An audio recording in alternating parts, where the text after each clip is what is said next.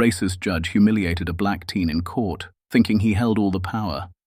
But when he learned the boy's father was the Attorney General, the courtroom erupted, delivering a shocking lesson in justice. The courtroom was silent except for the faint shuffle of papers and the occasional cough from the back row.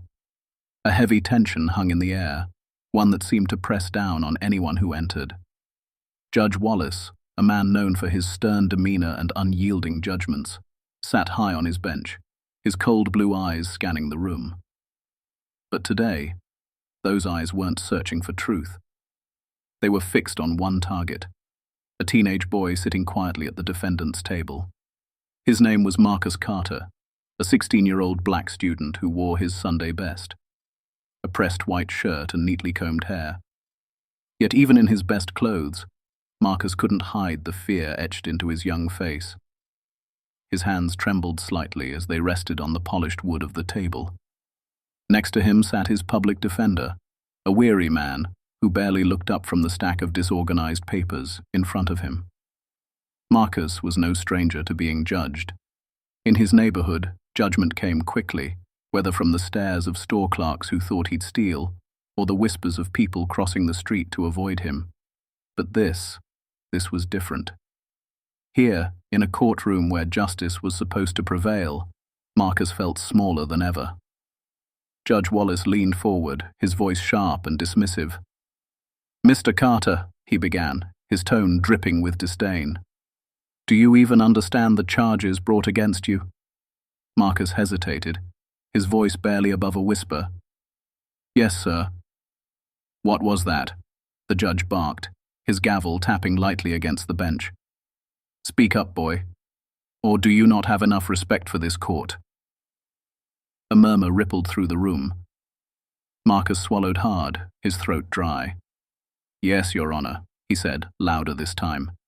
But his words were met with a smirk from Judge Wallace, who turned his attention to the courtroom gallery. "It seems to me," he said, addressing no one in particular, "that some people don't understand the importance of accountability. Perhaps a lesson in discipline is in order."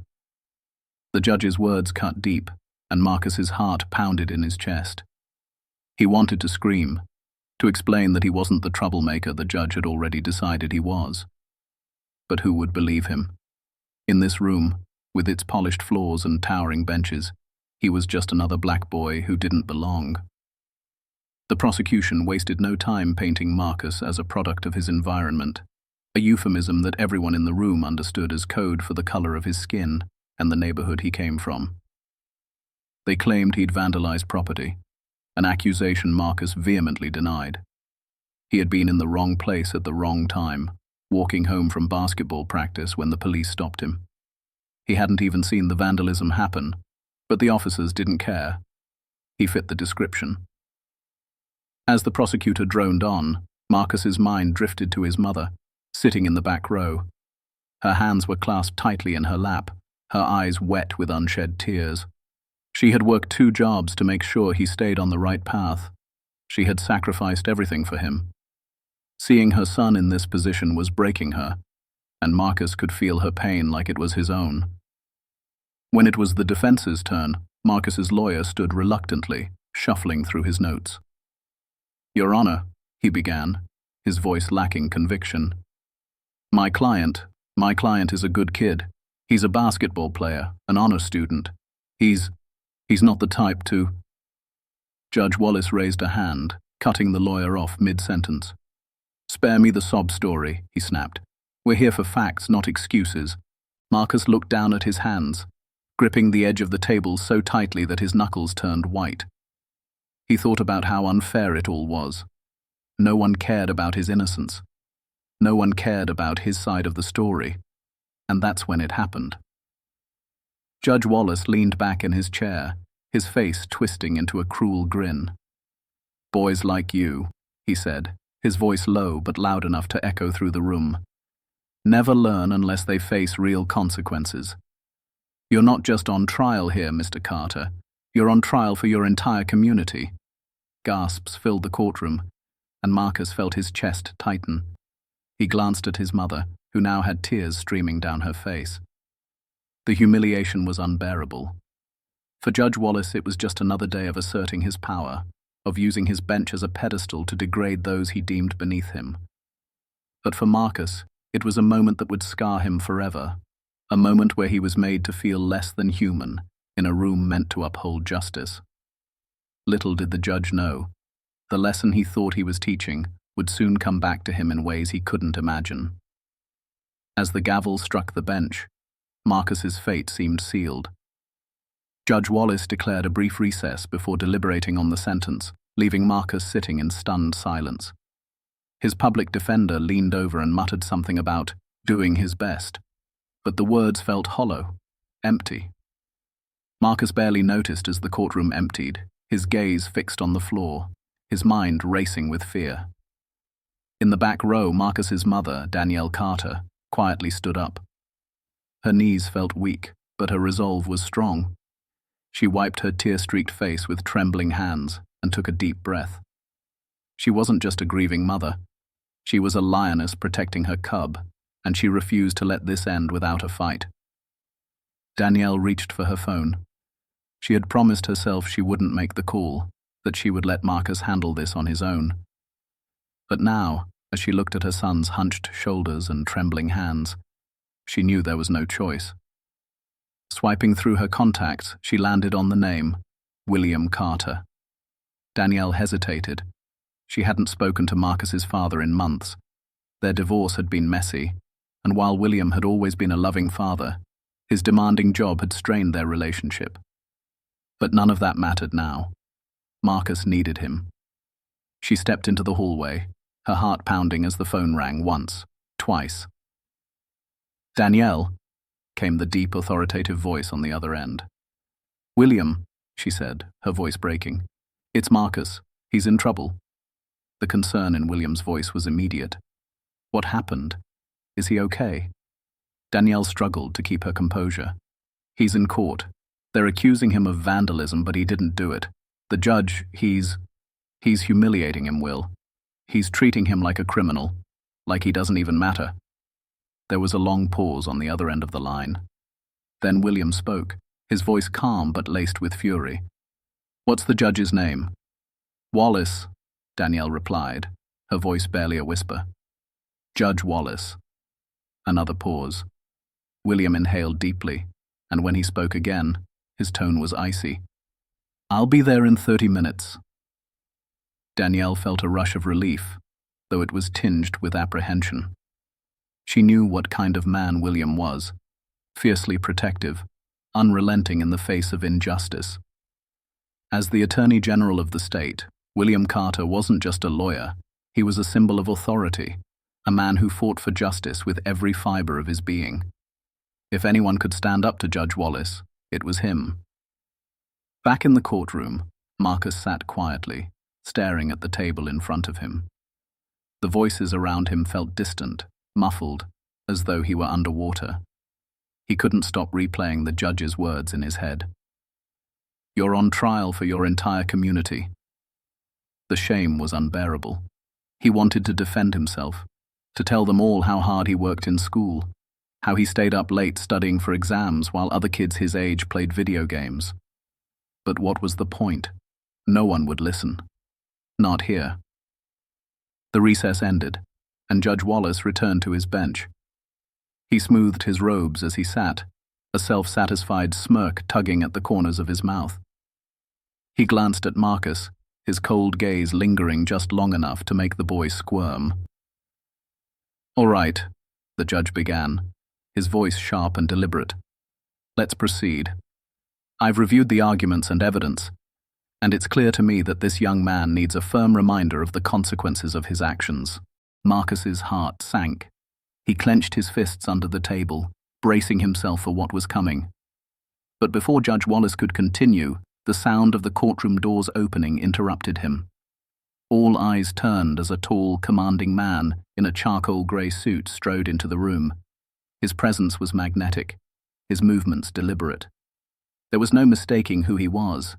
The courtroom seemed to hold its collective breath as William Carter, the Attorney General of the state, approached the defendant's table. Judge Wallace's smirk faltered. He recognized the man instantly. "Your Honor," William said, his deep voice resonating through the courtroom. "I'd like to request a moment to address the court." The judge stiffened, his expression a mix of surprise and irritation. "Mr. Carter, this is highly irregular. And so is humiliating a young boy based on prejudice rather than evidence," William cut in, his tone sharp and unwavering. "I'm here as a father and as an officer of the law, and I will not stand by while this courtroom becomes a stage for racism and abuse of power." The room fell into stunned silence. Marcus stared at his father, his eyes wide with disbelief. He had never seen him like this before, not just as his dad, but as a force to be reckoned with. Judge Wallace's face turned red. He cleared his throat, struggling to regain control of the situation. "Mr. Carter, I must insist that you respect the protocols of this courtroom." William took a step closer, his gaze unrelenting. "Respect is earned, Your Honor.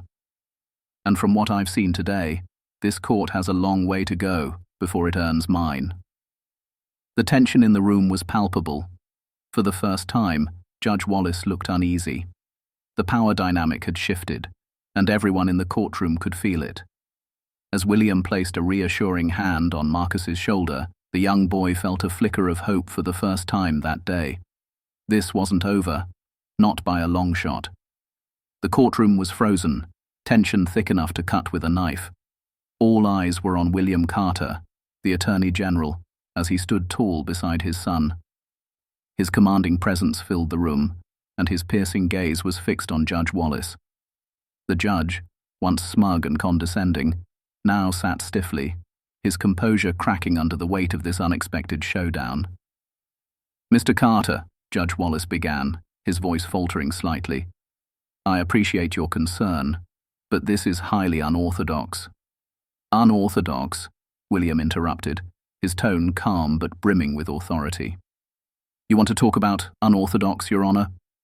What's unorthodox is seeing a judge humiliate a black teenager, belittle him, and disregard the very principles of justice this court is supposed to uphold.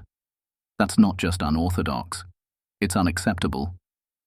The murmurs in the gallery grew louder, the tension escalating with every word. Marcus sat frozen, his heart racing as he looked between his father and the judge. He had never seen his father like this, so powerful, so unshakable. Judge Wallace's lips pressed into a thin line as he attempted to regain control. "Mr. Carter, this is my courtroom, and I will not tolerate interruptions." William stepped forward, his voice unwavering. "And I will not tolerate racism disguised as justice. You've already passed judgment on my son before the facts were even presented. Your comments, your tone, have made it abundantly clear that you see him as a stereotype, not as a human being. That ends now." The courtroom fell silent, the air charged with the weight of William's words. Judge Wallace's face reddened, his knuckles white as he gripped his gavel. "I assure you, Mr. Carter, I am impartial in all matters before this court," he said, though his voice betrayed his unease. Marcus's heart sank. He clenched his fists under the table, bracing himself for what was coming. But before Judge Wallace could continue, the sound of the courtroom doors opening interrupted him. All eyes turned as a tall, commanding man in a charcoal-grey suit strode into the room. His presence was magnetic, his movements deliberate. There was no mistaking who he was. The courtroom seemed to hold its collective breath as William Carter, the Attorney General of the state, approached the defendant's table. Judge Wallace's smirk faltered. He recognized the man instantly. "Your Honor," William said, his deep voice resonating through the courtroom, "I'd like to request a moment to address the court." The judge stiffened, his expression a mix of surprise and irritation. "Mr. Carter, this is highly irregular." "And so is humiliating a young boy based on prejudice rather than evidence," William cut in, his tone sharp and unwavering. "I'm here as a father and as an officer of the law, and I will not stand by while this courtroom becomes a stage for racism and abuse of power." The room fell into stunned silence. Marcus stared at his father, his eyes wide with disbelief. He had never seen him like this before, not just as his dad, but as a force to be reckoned with. Judge Wallace's face turned red. He cleared his throat, struggling to regain control of the situation. "Mr. Carter, I must insist that you respect the protocols of this courtroom." William took a step closer, his gaze unrelenting. "Respect is earned, Your Honor. And from what I've seen today, this court has a long way to go before it earns mine." The tension in the room was palpable. For the first time, Judge Wallace looked uneasy. The power dynamic had shifted, and everyone in the courtroom could feel it. As William placed a reassuring hand on Marcus's shoulder, the young boy felt a flicker of hope for the first time that day. This wasn't over, not by a long shot. The courtroom was frozen, tension thick enough to cut with a knife. All eyes were on William Carter, the Attorney General, as he stood tall beside his son. His commanding presence filled the room, and his piercing gaze was fixed on Judge Wallace. The judge, once smug and condescending, now sat stiffly, his composure cracking under the weight of this unexpected showdown. "Mr. Carter," Judge Wallace began, his voice faltering slightly, "I appreciate your concern, but this is highly unorthodox." "Unorthodox?" William interrupted, his tone calm but brimming with authority. "You want to talk about unorthodox, Your Honor? What's unorthodox is seeing a judge humiliate a black teenager, belittle him, and disregard the very principles of justice this court is supposed to uphold. That's not just unorthodox, it's unacceptable." The murmurs in the gallery grew louder, the tension escalating with every word. Marcus sat frozen, his heart racing as he looked between his father and the judge. He had never seen his father like this, so powerful, so unshakable. Judge Wallace's lips pressed into a thin line as he attempted to regain control. "Mr. Carter, this is my courtroom, and I will not tolerate interruptions." William stepped forward, his voice unwavering. "And I will not tolerate racism disguised as justice. You've already passed judgment on my son before the facts were even presented. Your comments, your tone, have made it abundantly clear that you see him as a stereotype, not as a human being. That ends now." The courtroom fell silent, the air charged with the weight of William's words. Judge Wallace's face reddened, his knuckles white as he gripped his gavel. "I assure you, Mr. Carter, I am impartial in all matters before this court," he said, though his voice betrayed his unease. "Impartial?" William said, his eyebrows raising in disbelief. "Impartial doesn't look like accusing my son of being on trial for his entire community. Impartial doesn't sound like dismissing his humanity with a single glance. If this is your idea of impartiality, Your Honor, then perhaps it's time we take a closer look at how you run this courtroom." The murmurs in the gallery turned into whispers of agreement, people nodding and exchanging glances. It was clear that this wasn't the first time Judge Wallace's biases had been on display, but for the first time, someone with the power to challenge him was standing in front of him. Judge Wallace cleared his throat, his voice rising defensively. "This is highly inappropriate, Mr. Carter. If you have concerns, there are proper channels." "I am the proper channel," William snapped, his voice sharp.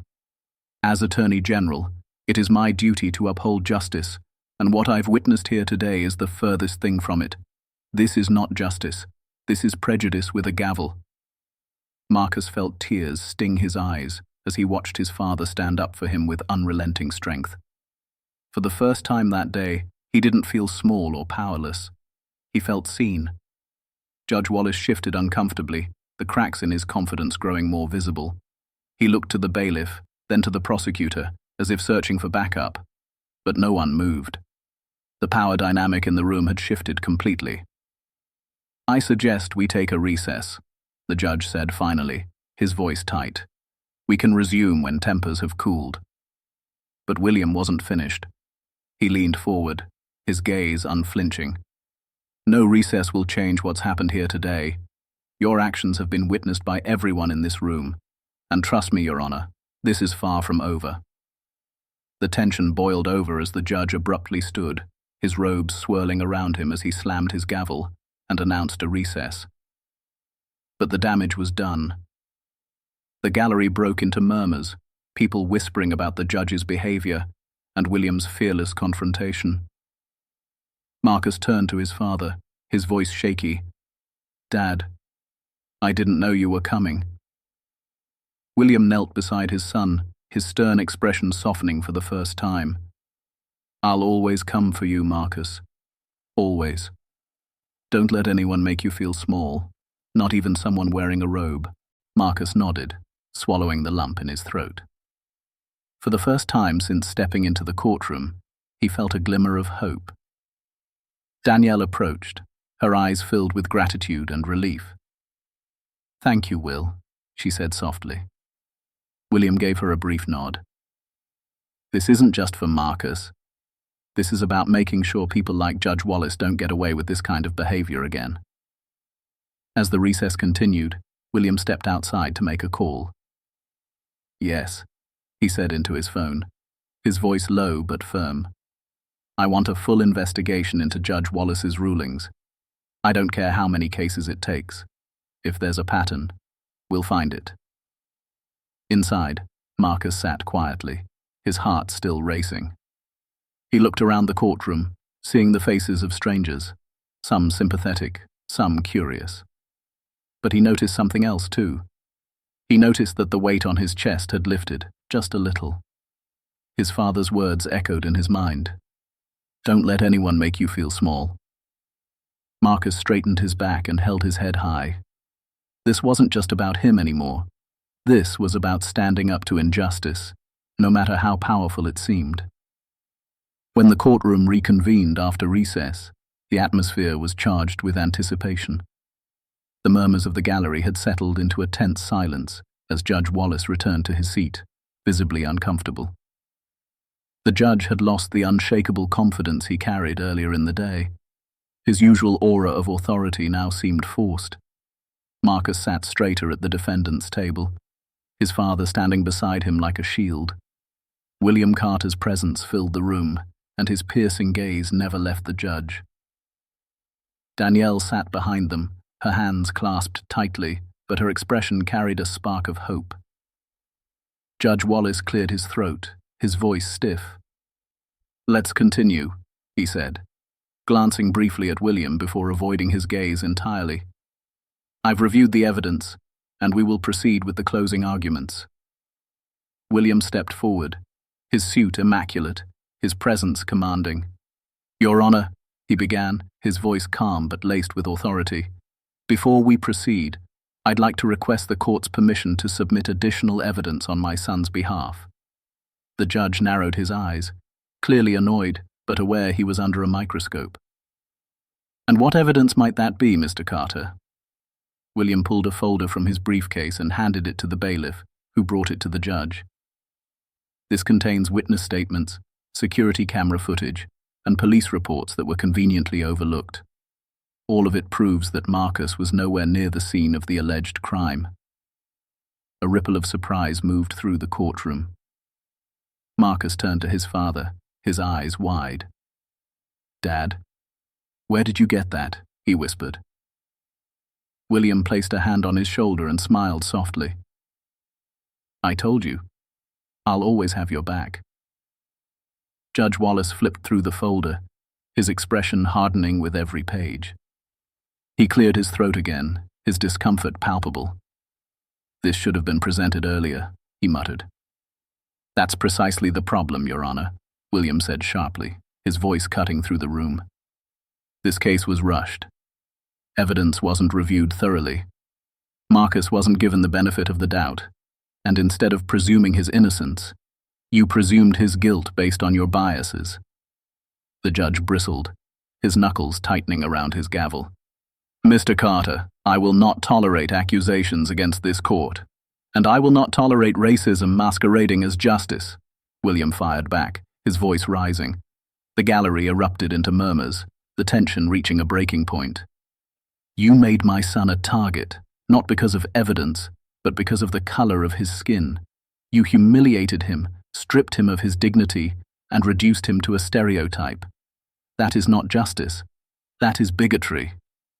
The judge's face turned crimson.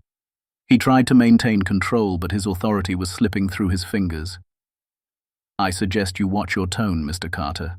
William took a step closer to the bench, his presence towering.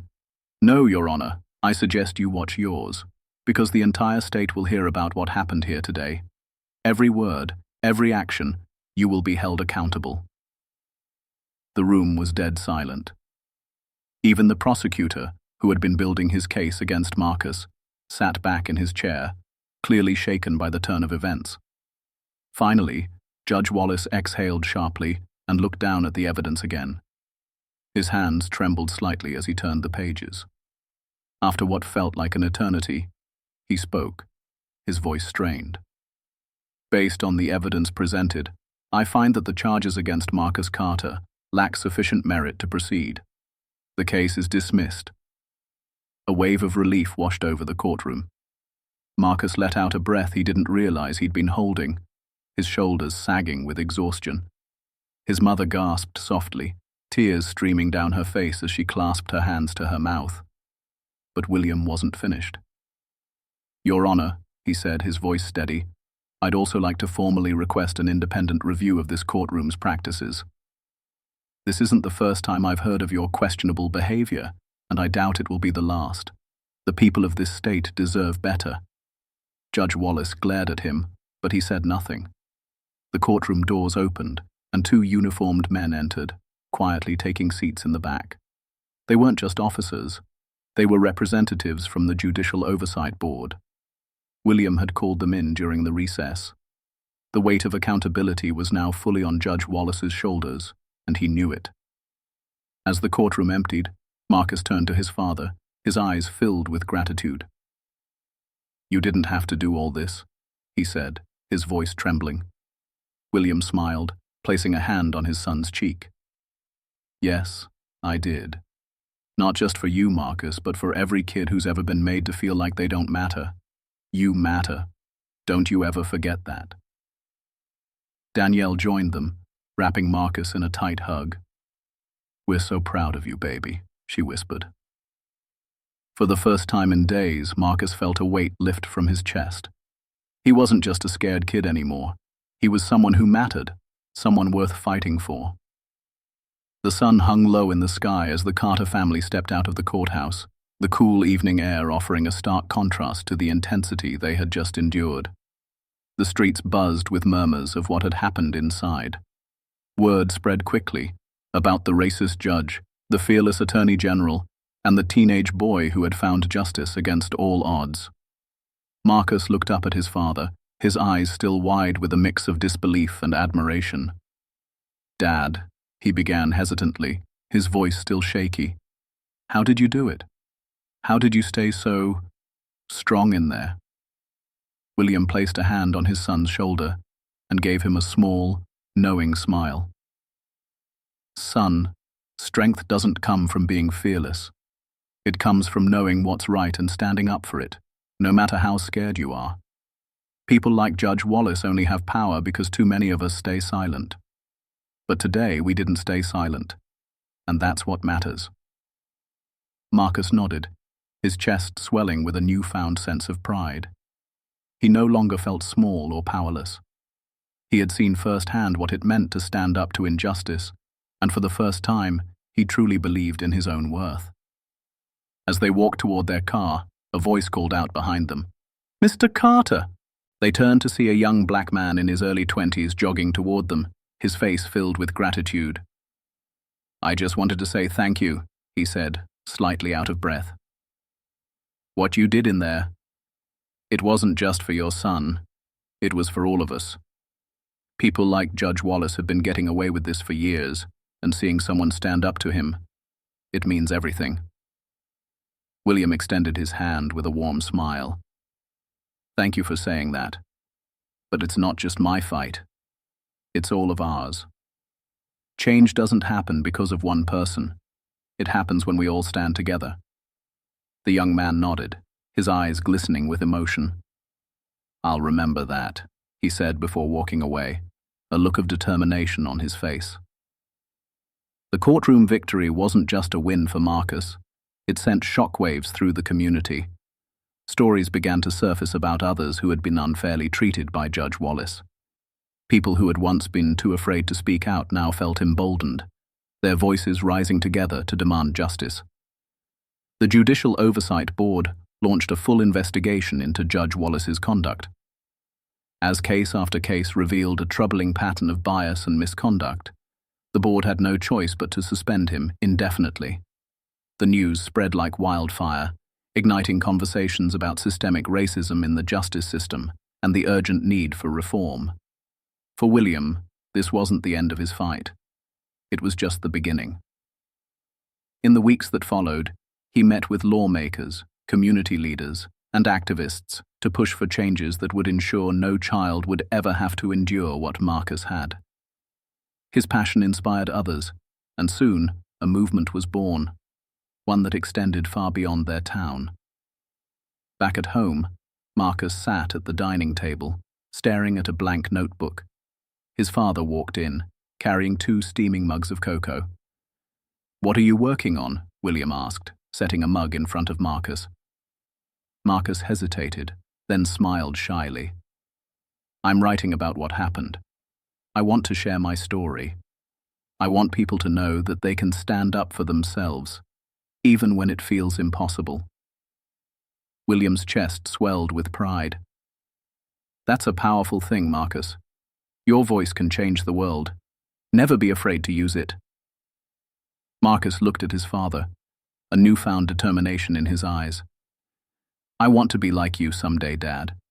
I want to fight for people who can't fight for themselves." William leaned forward, resting a hand on Marcus's shoulder. "You're already doing that, son, and I couldn't be prouder of the man you're becoming." In the weeks and months that followed, the Carter family story became a symbol of hope and resilience. News outlets picked it up, shining a spotlight on the injustices Marcus had faced, and the courage it took to challenge them.